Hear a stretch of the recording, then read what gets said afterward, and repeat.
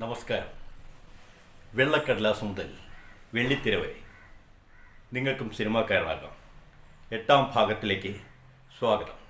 കഴിഞ്ഞ ഭാഗത്തിൽ നമ്മൾ തിരക്കഥയും കഥയും ഒക്കെ എഴുതാനായി മുതുകുളം രാഘവൻപിള്ളയൊക്കെ എത്തിച്ച കഥയും അതേപോലെ കഥാപാത്രങ്ങളെയും കുറിച്ച് പറയുകയുണ്ടായി. സിനിമയുടെ ചിത്രീകരണം കഴിഞ്ഞു. ചെങ്ങന്നൂർക്കാരനായ എഡിറ്റർ വർഗീസ് ഒഴിച്ച് ബാക്കി ഉള്ള സാങ്കേതിക പ്രവർത്തകരെല്ലാവരും അന്യഭാഷക്കാരായിരുന്നു.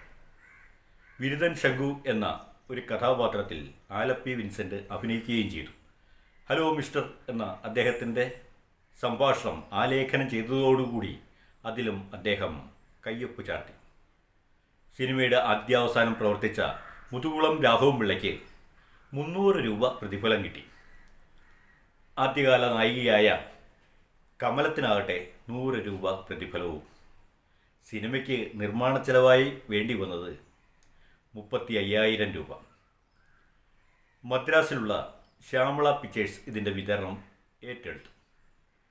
1938 ജാനുവരി 19 കൊച്ചിയിലെ സെലക്ടഡ് തിയേറ്ററിൽ ആദ്യ പ്രദർശനം നടന്നു. അങ്ങനെ മലയാള സിനിമയുടെ ശബ്ദം ഉള്ള ശബ്ദചിത്രത്തിൻ്റെ പ്രദർശനത്തോടുകൂടി ഒരു പുതിയ അധ്യായം തുറക്കുകയായി.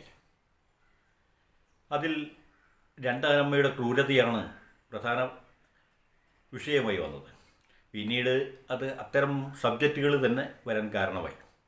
ഇക്കാലത്തും അങ്ങനെയാണല്ലോ. പലപ്പോഴും ഒരു സിനിമ വിജയിച്ചു കഴിഞ്ഞാൽ ആ വിജയിച്ച സിനിമയുടെ സബ്ജക്റ്റും പശ്ചാത്തലവും എടുത്ത് പിന്നീടും സിനിമകൾ വരാറുണ്ട്. ഒരു കാലത്ത് ഏതാനും വർഷങ്ങൾക്ക് മുമ്പ് IV ശശി ചെയ്ത സിനിമയാണ് സീമയെ നായികയാക്കിക്കൊണ്ട് ചെയ്ത അവളുടെ രാവുകൾ. വിജയിച്ചതോടുകൂടി രാവുകളുടെ പെരുമഴയായിരുന്നു. ഇത് നമുക്കറിവുള്ളതാണ്. പിന്നീടും അത്തരം ഒട്ടേറെ സിനിമകൾ ഉണ്ടായി. എന്തായാലും അങ്ങനെ ആദ്യ പ്രദർശനം നടന്നു. ഈ സമയത്താണ് അപ്പൻ തമ്പുരാൻ തൻ്റെ നോവലായിട്ടുള്ള ഭൂതരായർ സിനിമയാക്കാൻ തീരുമാനിച്ചത്. അതിൻ്റെ പ്രവർത്തനങ്ങളിലേക്കും കടക്കാൻ തുടങ്ങി. അപ്പൻ തമ്പുരാൻ ഭൂതരായർ സിനിമയാക്കാൻ തീരുമാനിച്ചു എന്ന് പറയുമ്പോൾ ഒരു സാഹിത്യകൃതി സിനിമയാക്കാൻ തീരുമാനിച്ചതിൻ്റെ നാന്ദി കുറിക്കലായിരുന്നു എന്നും വേണമെങ്കിൽ നമുക്കതിനെക്കുറിച്ച് പറയാനാകും.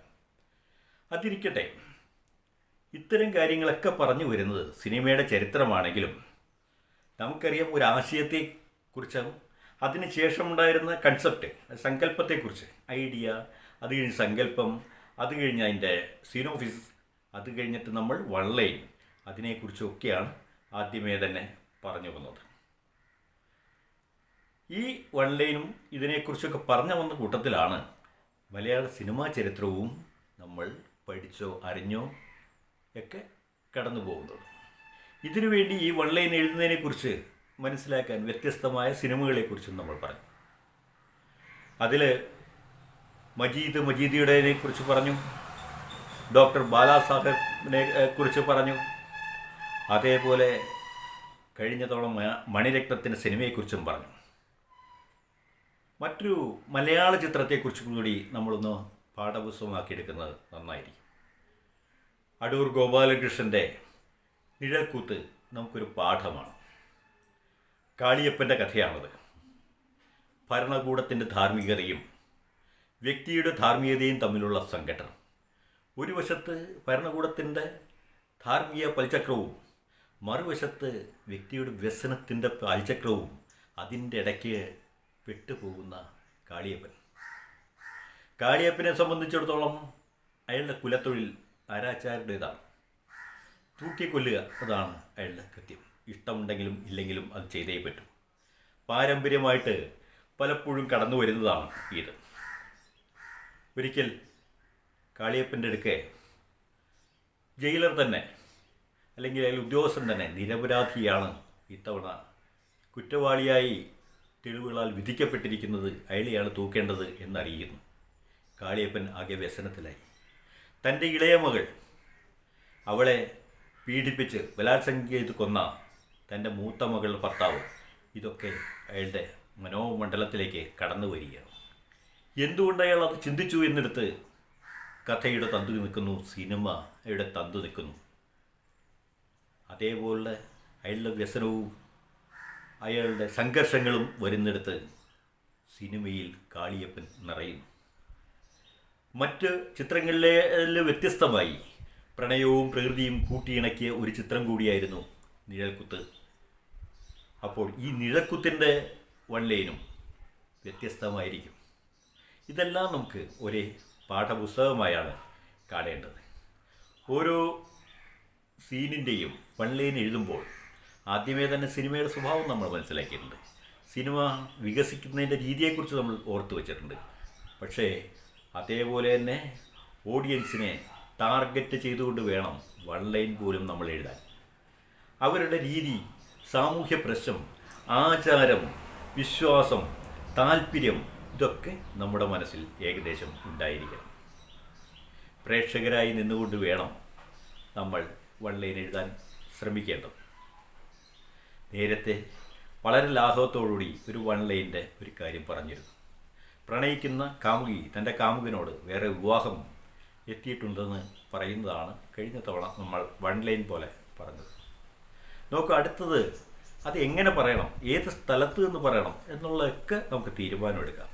ആ തീരുമാനം എടുക്കുമ്പോൾ ഏതാണ് ഉചിതം എന്നുള്ളിടത്താണ് നമ്മുടെ പ്രതിഭ വിളങ്ങേണ്ടത്. വിളിച്ച് പറയുമ്പോൾ ഒന്നുമില്ലെങ്കിൽ നേരിട്ട് പറയാം. നമ്മൾ കഴിഞ്ഞ തവണ പറഞ്ഞു പള്ളിമുറ്റത്ത് വെച്ച് പറയുന്നു, വേണ്ട ടെലഫോണിൽ പറയുന്നു എന്നിരിക്കട്ടെ. ടെലഫോൺ എടുക്കുന്ന കാമുകനെയാണ് അടുത്തത് നമ്മൾ കാണിക്കേണ്ടതെങ്കിൽ അങ്ങനെയാകാം. അതല്ല, ഇത് കേട്ടതിന് ശേഷമുള്ള റിയാക്ഷനാണ് കാമുവിൻ്റെ ഭാഗത്തു നിന്നുള്ളതെങ്കിൽ അങ്ങനെയാകാം. അപ്പോൾ സ്ഥലം മാറും, ഈ രീതി മാറും, അതിൻ്റെ വൺലൈന് മാറും. ടെലഫോണിലൂടെ ഉള്ളതിനാണ് ടെലഫോൺ കട്ട് എന്നൊക്കെ പറയുക. Telephone cut, half A opening, ഇങ്ങനെയൊക്കെ പറയുന്ന കുറേ കാര്യങ്ങൾ ഇനിയുള്ളിടത്ത് വരും. കാമുകൻ കേൾക്കുന്നത് തൻ്റെ ഓഫീസിൽ വെച്ചാണ് എന്നിരിക്കട്ടെ, അല്ലെങ്കിൽ തൻ്റെ വീട്ടിൽ പത്രം വായിച്ചുകൊണ്ടിരിക്കുമ്പോഴാണ് കാമുകിയുടെ ഫോൺ വരുന്നത്. അപ്പോൾ നമ്മൾ എഴുതുന്നു സമയം പകൽ, സ്ഥലം ഇന്നത്, കാമുകൻ്റെ വീട്.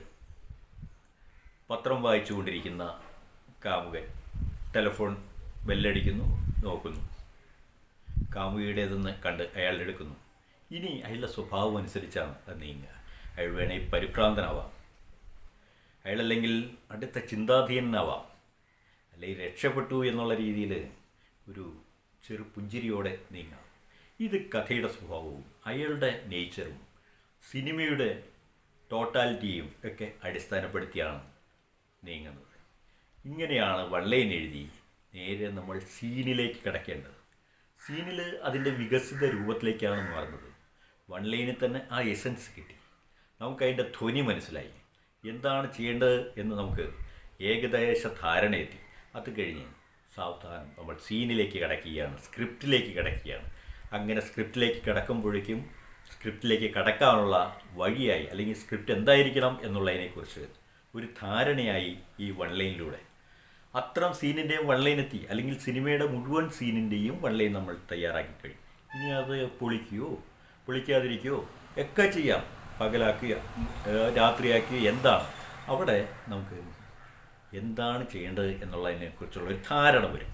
മുഴുവനെത്തി ഒരു സിനിമയുടെ മുഴുവൻ വൺലൈനുമായി കഴിഞ്ഞു. ആദ്യം സിനോപ്സിസായി, ഐഡിയ നമ്മളിട്ടു, ആദ്യമേ സിനിമയുടെ ഐഡിയ ഇട്ടു, പിന്നെ അതിനെക്കുറിച്ചൊരു കൺസെപ്റ്റ് ഉണ്ടാക്കി, പിന്നീട് നമ്മളത് വൺലൈനിലേക്ക് എത്തി. ഇനി പോകേണ്ടത് സീനിലേക്കാണ്. ഓരോ വൺലൈനും എങ്ങനെയാണ് സീനാക്കി മാറേണ്ടത്, ആ സീൻ എങ്ങനെയാണ് തുടങ്ങേണ്ടത്, സീൻ ഓപ്പണിംഗ് എന്തായിരിക്കണം, ഒരു കഥാപാത്രത്തെ എങ്ങനെയാണ് രജിസ്റ്റർ ചെയ്യേണ്ടത്, പ്രേക്ഷകൻ്റെ ഭാഗത്ത് നിന്ന് ഓരോ സീനും എങ്ങനെയായിരിക്കും അയാൾ വീക്ഷിക്കുക, എങ്ങനെയായിരിക്കും അയാളെ തൃപ്തിപ്പെടുത്താൻ കഴിയുക, ഇതിനെക്കുറിച്ചൊക്കെയാണ് നമ്മൾ മനസ്സിലാക്കേണ്ടത്. അത് നമുക്ക് അടുത്ത ഭാഗത്തിലേക്ക് കടക്കുമ്പോൾ ആലോചിച്ച് തുടങ്ങാം.